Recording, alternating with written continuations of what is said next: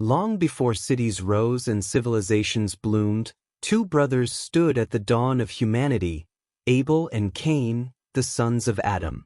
They were asked to offer a sacrifice to God. Abel, pure-hearted and sincere, chose the finest of his flock. Cain, clouded by pride, gave grudgingly from his crops.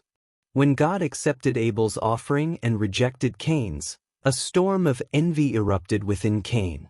His heart burned, not because he failed, but because his brother succeeded. Cain's jealousy grew darker, until it drove him to confront Abel. But Abel, calm and righteous, refused to fight.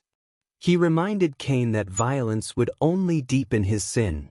Yet Cain's rage had already drowned his reason. In a moment of blind fury, he struck his brother down, committing the first murder in human history. Then came silence, guilt, confusion. Cain stared at his brother's lifeless body, unsure what to do. That's when God sent a raven, scratching the earth, showing Cain how to bury the dead. Watching the bird, Cain was humbled. Even a creature of instinct had more wisdom than he did. This story isn't just ancient history, it's a mirror. Are our actions driven by sincerity or ego?